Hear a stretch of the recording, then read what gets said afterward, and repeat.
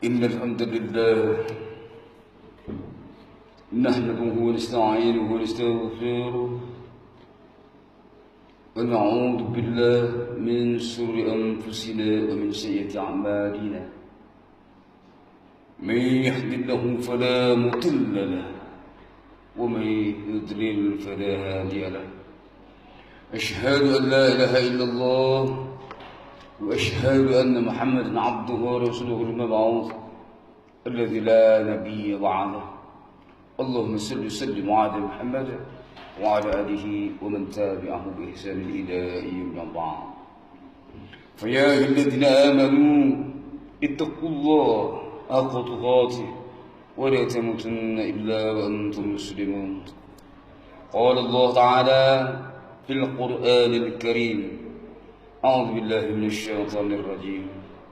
بسم الله الرحمن الرحيم. ما سلككم في سقر قالوا لم نكن من المصلين. Apa yang menyebabkan kamu dicampakkan ke dalam neraka Sakor? Mereka orang-orang yang berada dalam neraka Sakor menjawab, kami adalah komunitas, kelompok orang-orang yang tidak mengerjakan sholat. Al-Quran surah Al-Mudaththir ayat 41 dan 42. Fa inna asdaqal hadis kitabullah wa inna khairul hadi hadi Muhammad sallallahu alaihi wasallam wa syarrul umuri muhdatsatuha wa kullu muhdatsatin bid'ah wa kullu bid'atin dhalalah wa kullu dhalalatin finnar. Pertama sekali, marilah kembali kita mensyukuri nikmat Allah Subhanahu wa taala, yakni nikmat iman, Islam dan kesadaran beragama, sehingga di tengah-tengah kesibukan kita dalam beraktivitas sehari-hari kita tetap sami'na wa ata'na, kita dengar ya Allah kifatuhi panggilan salat Jumat dan merealisasikan. Kemudian sallallahu alaihi wasallam semoga terus menjadi Nabi kita Muhammad sallallahu alaihi wasallam. Saudaraku hadirin Allah sedang jamaah Jumat rahimakumullah. Al-Quran surah Al-Mudaththir atau orang berselimut ayat 40 dan 41 sampai 42 adalah garansi atau jaminan orang-orang yang tidak menempati neraka Sakor atau yang terbebas dari neraka Sakor. Salah satu di antaranya tidak lain dan tidak bukan adalah orang-orang yang mengerjakan sholat. Orang-orang yang mengerjakan sholat 5 waktu, sholat fardu, inilah yang terbebas dari neraka Sakor. Sesuai dengan firman Allah tadi, ma salakakum fi saqar lam nakum minal musallin. Sementara ayat sebelumnya mengatakan fi jannati yatasaalun. Dalam surga itu, orang-orang dalam surga tadi bercerita, ngomong-ngomong, semua orang berada dalam neraka. Masalahkakum Sakor, apa penyebab kamu kok sampai dicampakkan dalam neraka Sakor? Padahal dunia sama kita, sunat sama kita, sama-sama nikah secara Islam, syahadat secara Islam. Tetapi kenapa kamu diletakkan Allah di neraka Sakor tidak bersama kami? Qalu, mereka ngomong, mereka menjawab orang dalam neraka Sakor tadi, lam nakum minal musallin. Kami sebenarnya orang yang tidak mengerjakan sholat. Mau selamat dari neraka Sakor, sholat kuncinya. Walau dia beragama Islam dari neneknya, cucunya, keturunan dari kecil, tinggal di masyarakat Islam, sunat, nikah secara Islam, kalau tidak sholat, garansinya adalah neraka Sakor walau KTP-nya Islam. Kenapa? Sama dia dengan yang tidak beragama Islam. Karena apa? Saya katakan demikian. Al-farqu bainal mar'i wal kufri tarkus shalah. Perbedaan seseorang muslim dengan yang non muslim adalah salatnya. Makanya Allah benar-benar katakan dengan ancaman tadi dan sebagai merupakan garansi, yang menempati neraka Sakor adalah orang tak sholat. Karena sangat berat sholat ini, kecuali orang-orang yang khusyuk, yang benar beriman. Terkadang ada pesta ramai dan sebagainya. Menikahkan anak, undangan, masuk waktu sholat mereka tinggalkan. Sekali-sekalinya pesta, terima kasih, salam, terima amplop dan sebagainya. Sehingga lupa sang pengantin dan keluarga pengantin untuk sholat. Itu satu. Ketika bekerja, kotor badan sebagainya, tapi hatinya sebenarnya yang kotor.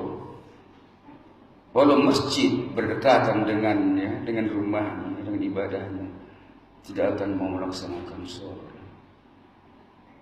Ini orang-orang seperti ini sama dengan orang non-muslim. Walau dia sunat maaf, berkata di Islam, tak ada artinya itu, sudah padam sebelumnya. Nah, kemudian hadirin hamba Allah yang berbahagia, orang-orang yang sholatnya akan terbebas Allah dari neraka sakor, tetapi tidak mustahil terancam dengan neraka wain. Allah katakan, fawailul lil musallin alladzina hum an salatihim sahun. Itu orang yang mendustakan agama, berbohong dalam beragama. Araital ladzi kadzdaba bid-din, fadzalikal ladzi yad'u al-yatim wa yahuddu 'ala ta'amil miskin. Maka jawaban berikutnya fawailul musallin. Ya, orang yang salatnya celaka, ya, karena dia lalai. Artinya apa? Kelalaian di sini bukan berarti orang tadi tidak sholat, tapi sholatnya bukan karena taat, tapi sholatnya karena sompat. Sompat sholat dia. Ketika tak sompat, tak sholat dia. Jadi dia melakukan sholat karena sompat, bukan karena taat. Termasuk orang lalai. Terkadang zuhur, asar tidak. Terkadang subuh, maghrib tidak. Bahkan terkadang hanya yang sholatnya setahun cuma 2 kali. Salat Idul Adha dan salat Idul Fitri. Ini dalam kategori koridor orang-orang yang melalaikan sholat. Orang ini tempatnya terbebas dari neraka sakor, tetapi terancam oleh neraka wail. Na'udzubillah. Oleh karena hadirin Allah bahagia, mari kita khawatirkan anak kita, keturunan kita, dan diri kita pribadi untuk tidak menjadi orang-orang yang terancam ke dalam kedua neraka tadi, sakor dan wil. Tidak bukan adalah sholat karena taat, bukan karena sompat. Nah, berikutnya hadirin hamba Allah bahagia, di dalam Al-Quran, dalam hadis Rasulullah Muslim mengatakan, muru sibyanakum bi 7 sinin wadribuhu bi 10 sinin wal fariqu fi madaji'ihim. Hadis sahih atau valid dalam Muslim dikatakan, suruhlah anakmu ketika dia berumur 7 tahun sholat. Suruh. Kenapa 7 tahun? Belum pandai. Suruh. Kalau tak pandai menyuruhnya, suruh ke masjid, sujud rukuk. Tak pandai mengajarinya karena belum apa, kenapa disuruh? Masukkan ke madrasah ketika di sana belajar sholat. Suruh. Tak sempat kita mendidiknya. Perguruan untuk mendidik. Kewajiban kita. Agar apa? Nah, berikutnya wal fariqu, dan lopuk, libas pukul, sudah berumur 10 tahun kalau tidak sholat. Adakah Bapak hadirin hamba Allah sedang jamaah Jumat rahimahullah mengikuti jukla petunjuk dan pelaksanaan dalam mendidik anak, atau juknis, petunjuk dan teknis mendidik anak untuk dapat langgeng istiqomah mengerjakan sholat seperti diajarkan Rasulullah? Suruh ketika 7 tahun, jangan biarkan saja main warnet dan sebagainya. Suruh. Lopuh, tak mau dia sholat 10 tahun, pukul. Tugas kita. Perintah Rasulullah. Dan pisah ranjang. Jangan kalau 10 tahun lebih besar sama satu kamar dan kita pisahkan tempat lain. Ini petunjuk teknis agar anak tadi stabil, terus istiqomah mengerjakan sholat. Yang tidak peduli. Kalau sudah lajang, sudah berkeluarga, sudah punya anak, dia tak sholat, kita suruh tak mau, kita pukul, barangkali kita akan ditunjang.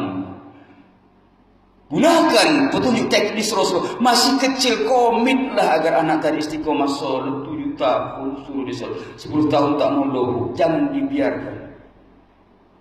Bukan kejam, tapi disiplin dalam hal mendidik anak kita agar istiqomah dalam sholat. Nah, kenapa? Khawatir kalau tidak dilakukan nanti firman Allah dalam surah Maryam ayat 9. Fakhalafa min ba'dihim khalfun adaa'u ssalihata wa syahwat fasawfa yalqawna ghayya. Surah Maryam ayat 9 Allah katakan, kalau hal tersebut tidak dilakukan maka fakhalafa min ba'dihim khalfun adaa'u ssalah, maka bertukarlah generasi keturunan anak cucu kita setelah kita tadi adalah generasi atau komunitas orang-orang Islam yang meninggalkan sholat, meletakkan sholat, bisa saja tidak perlu dengan sholat, wattaba'u syahwat, dan mengikuti syahwat,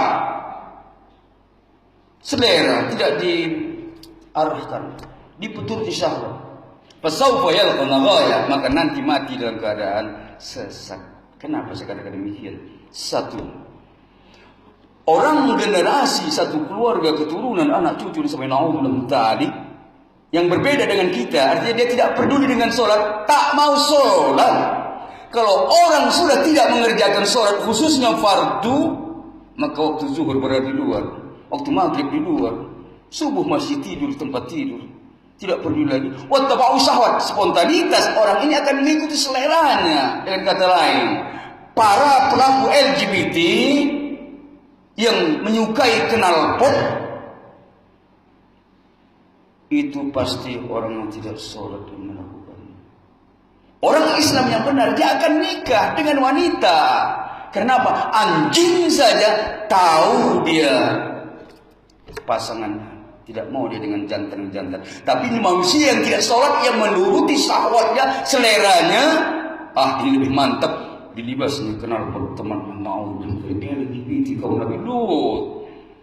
Mayoritas mereka yang melakukan LGBT itu adalah orang-orang yang tidak sholat. Bahkan kejadian di Lombok, di Palu, gempa dan tertimbunnya tanah dan sebagainya itu, di sana rupanya sudah merebak merajalela tentang komunitas LGBT, grup laki-laki dari sama laki-laki mau dan sehari. Maka Allah hukum itu yang tersirat dan tersebut tidak diungkap oleh pemerintah ke permukaan. Mereka melakukan kemaksiatan demikian, kesyirikan dan sebagainya. Karena apa kata Allah dalam surah Hud ayat 1, "Wa ma kana rabbuka liyuhlikal qura bidzulmi wa ahlahum muslimun." Dan Allah tidak akan menghancurkan suatu daerah atau senegeri sementara mayoritas masyarakatnya masih beramal soleh, masih sholat, puasa, melakukan hukum syariat Islam dengan benar, laki-laki dengan perempuan pasangan yang menikah, laki dengan laki. Tidak lewat Hud ayat 1. Wa ma kana rabbuka liyuhlikal qura, dan Allah tidak akan menghancurkan suatu negeri, suatu daerah wahlahum, dan sementara mayoritas penduduknya, mayoritas bukan segelintir, beramal soleh, masih benar dalam koridor syariat Islam, koridor kemanusiaan. Tapi kalau jantan sama jantan luar koridor, mengikuti syahwat, itu akibat tidak ada dalam diri. Kalau sudah kehidupannya seperti itu, hidup dalam kesesatan, maka fasaufa yalqawna ghayya, maka mati nanti jelas dalam keadaan sesat. Hidup sesat, maka mati sesat. Kenapa? KTP-nya sedoang Islam, sholat tidak, selera dilibas semuanya. Mudah-mudahan mari untuk mendapat garansi Allah Subhanahu wa taala, terhindar dari sesapol. Mari anak cucu kita dan kita kerjakanlah sholat. Kemudian agar terhindar dari neraka wahyu, sholatlah secara istiqamah. Sholatlah karena taat, bukan karena sempat. Fa'tabiru ya ulil absar, innahu huwal ghafurur rahim.